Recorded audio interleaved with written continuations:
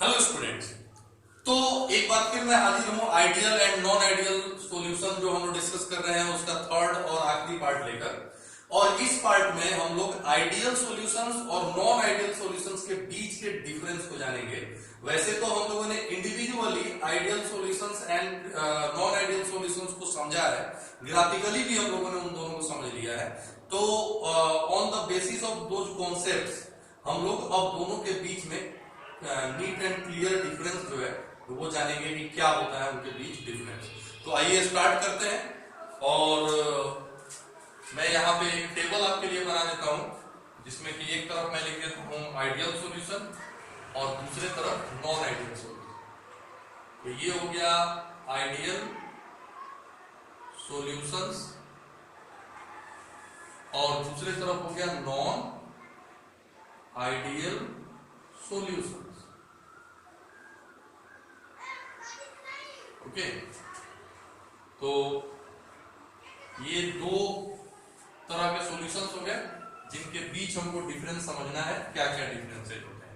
तो सबसे पहला जो डिफरेंस है फ्रेंड्स, तो सबसे पहला जो डिफरेंस है वो क्या है?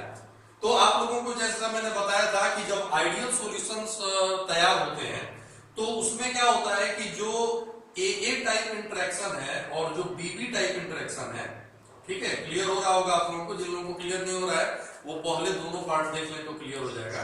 तो जैसा मैंने बताया था कि दो सॉल्यूशन अगर हम ले लें, पहले सॉल्यूशन को हम ए माने दूसरे को बी माने, तो ए वाला जो सॉल्यूशन है उसमें ए टाइप इंटरेक्शन होगा और बी वाला जो सॉल्यूशन है उसमें बीबी टाइप इंटरेक्शन होगा। लेकिन जब हम दोनों को मिक्स करेंगे टू मेक ए सॉल्यूशन तो उस कंडीशन में क्या होगा कि एक नए टाइप का इंटरेक्शन भी स्टार्ट हो जाएगा जिसको भी हम ए बी टाइप इंटरेक्शन कहते हैं। तो होता क्या है कि ये जो नए टाइप का इंटरेक्शन है ए बी टाइप, यानी कि इसमें जो फोर्स ऑफ अट्रैक्शन है वो सिमिलर होता है ए टाइप और बीबी टाइप के। ये आइडियल सॉल्यूशन की बात होती है कि आइडियल सॉल्यूशन में जो ए बी टाइप इंटरेक्शन होता है वो ए टाइप और बीबी टाइप के सिमिलर होता है, लेकिन नॉन आइडियल सॉल्यूशन में ऐसा नहीं होता। तो ये चीज ध्यान रखेंगे कि forces of interaction in the solution are similar as the pure जो कंपोनेंट्स है उसकी तुलना। तो इसको हम लिखेंगे forces of interaction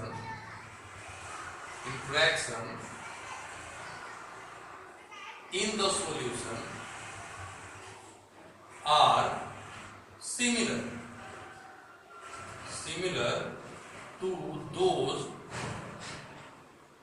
in the pure components. Okay, तो जो प्योर कंपोनेंट्स होते हैं दोनों लिक्विड ही होते हैं, तो जो प्योर कंपोनेंट्स होते हैं उनमें जो फोर्सेज ऑफ इंटरेक्शन है उसी के जैसा इंटरेक्शन सॉल्यूशन में भी पाया जाएगा अगर आइडियल सॉल्यूशन है तो। लेकिन नॉन आइडियल सॉल्यूशन अगर हो तो उल्टा होगा। नॉन आइडियल सॉल्यूशन होगा तो forces of interaction in the solution are not similar to those in the pure component. तो इसको आप लिखेंगे कि forces of interaction in the solution, मैंने शॉर्ट में लिखा है, are not similar to those in pure components। तो ये आप लोगों को क्लियर हो गया होगा, करेक्ट। तो ये पहला डिफरेंस था।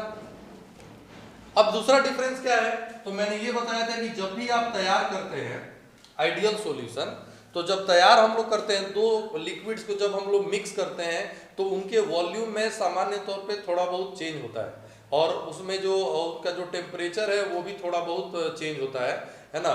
क्या होता है कि कई बार क्या होता है कि उसमें से हीट इवॉल्व होता है, कई बार क्या होता है कि हीट एब्जॉर्ब होता है, तो उसके हिसाब से जो टेम्परेचर है उस पर हल्का सा असर पड़ता है।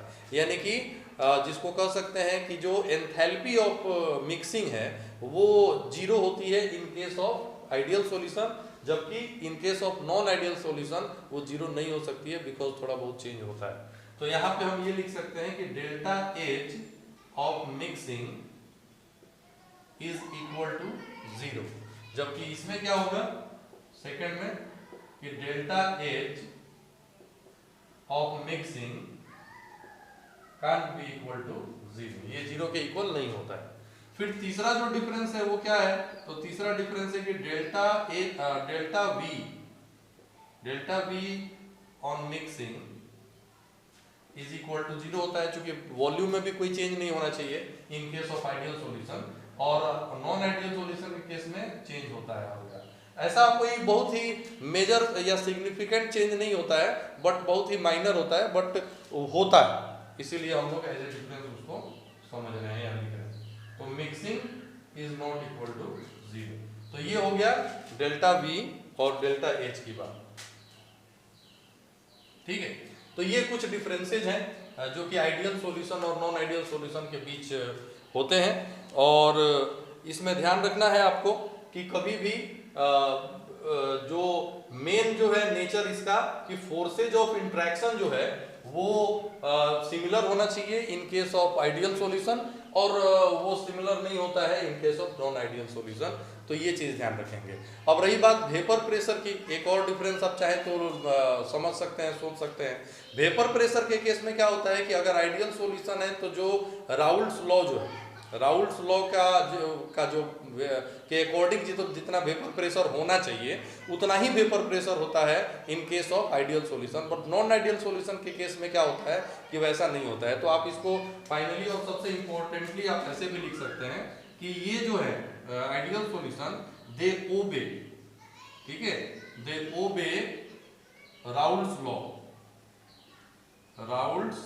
लॉ इन शॉर्ट लिख सकते हैं। अदरवाइज आप वेपर प्रेशर लिखेंगे कि जो vapour pressure of the ideal solution होते हैं वो राउल्ट्स लॉ के कैलकुलेशन के अकॉर्डिंग होते हैं। और यहाँ पे इसमें लिखेंगे कि दे डोंट ओबे राउल्ट्स लॉ, ये राउल्ट्स लॉ को फॉलो नहीं करते। तो ये तो इनका डेफिनेशन नहीं है, तो वो आप लिख देंगे। तो इस तरह से ये पूरा का पूरा चार डिफरेंसेज आपके हो गए between ideal and non ideal solution. तो आई थिंक कि ये टॉपिक आपको पूरा क्लियर आ गया होगा।